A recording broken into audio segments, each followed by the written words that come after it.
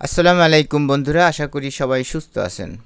বন্ধুরা, শখের বশে গাজায় শিশু হত্যা করেছে সেনারা। ইসরায়েলি বিরোধী নেতার ইয়ার গোলানের মন্তব্য। ইসরায়েলের বিরোধী রাজনৈতিক নেতা ইয়ার গোলান এক বিস্ফোরক মন্তব্য করে দেশটির রাজনীতিতে আলোড়ন সৃষ্টি করেছেন। তিনি বলেছেন, গাজার যুদ্ধ ইসরায়েলকে একটি নৈতিক ও রাজনৈতিক সংকটে ফেলেছে, যেখানে সেনারা শখের বশে শিশুদের হত্যা করছে এবং দেশটি দ্রুত একটি অযোগ্য ও একঘরে রাষ্ট্রে পরিণত হচ্ছে।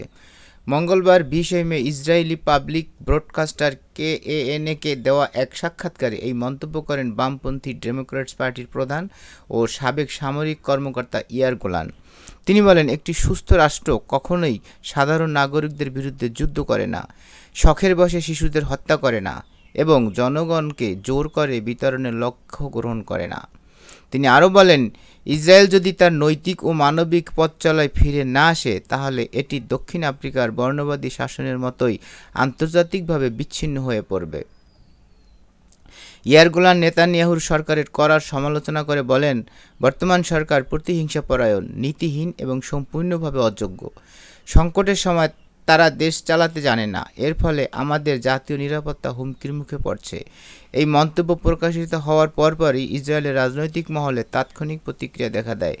প্রধানমন্ত্রী বেনিয়ামিন নেতানিয়াহু গোলানের বক্তব্যকে অপবাদ এবং ঘৃণ্য উস্কানি হিসেবে আখ্যা দিয়ে তীব্র নিন্দা জানান। পাল্টা এক বিবৃতিতে নেতানিয়াহু বলেন, ইসরায়েলি সেনাবাহিনী বিশ্বের সবচেয়ে নৈতিক বাহিনী। গোলানের এই বক্তব্য আমাদের সেনা ও রাষ্ট্রের বিরুদ্ধে এক জঘন্য অপবাদ। চিন্তা করেন আপনারা, গাজায় কি করতেছে ইসরায়েলি সেনাবাহিনী, সেটা তো আপনারা সবাই জানেন, আর সেই বাহিনীই নাকি বিশ্বের সবচাইতে নৈতিক বাহিনী।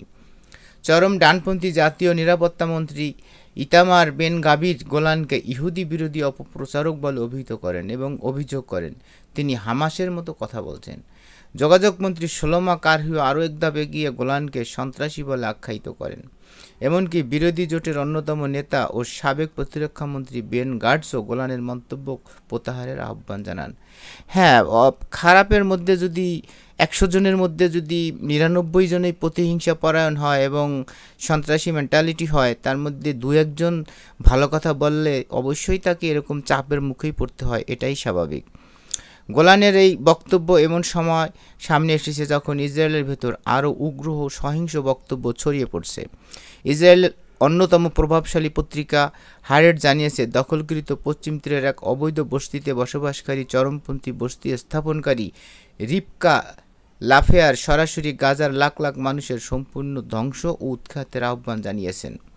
তিনি বাইবেলের কাহিনীতে উল্লেখিত আমালেক জাতির সম্পূর্ণ ধ্বংসের উদাহরণ টেনে বলেন, গাজার শিশু থেকে শুরু করে বৃদ্ধ পর্যন্ত কাউকে ছাড়া হবে না, আমরা প্রতিশোধ নিতে প্রতিশ্রুতিবদ্ধ। বিশ্লেষকরা বলছেন, এ ধরনের বক্তব্য শুধু যুদ্ধকে আরও নিষ্ঠুরই করছে না, বরং গাজার সাধারণ মানুষের জন্য অস্তিত্বগত হুমকি তৈরি করছে। 2023 সালের অক্টোবর থেকে গাজায় ইসরায়েলের অভিযানে এখন পর্যন্ত প্রায় 53,500 ফিলিস্তিনি নিহত হয়েছে। নিহতদের অধিকাংশই নারী ও শিশু। আন্তর্জাতিক সম্প্রদায়ের যুদ্ধবিরতির আহ্বান উপেক্ষা করে ইসরায়েল এখনও অভিযান অব্যাহত রেখেছে। এই প্রেক্ষাপট আন্তর্জাতিক অপরাধ আদালত ইসরায়েলের প্রধানমন্ত্রী বেনিয়ামিন নেতানিয়াহু ও সাবেক প্রধানমন্ত্রী ইয়োব গ্যালান্টের বিরুদ্ধে যুদ্ধাপরাধ ও মানবতা বিরোধী অপরাধের অভিযোগে গ্রেপ্তারি পরোয়ানা জারি করেছে। একই সঙ্গে গাজার গণহত্যার অভিযোগে আন্তর্জাতিক বিচার আদালতে মামলাও চালান। বন্ধুরা, আজকের ভিডিও এই পর্যন্তই। ভিডিওটি ভালো লাগলে চ্যানেলটি সাবস্ক্রাইব করে আমাদের সঙ্গেই থাকবেন এবং আপনার মতামত কমেন্টে জানাবেন। পরবর্তীতে আবার নতুন ভিডিও নিয়ে দেখা হবে। সেই পর্যন্ত সবাই ভালো থাকবেন, সুস্থ থাকবেন, বাংলাদেশকে ভালোবাসবেন। আল্লাহ হাফেজ।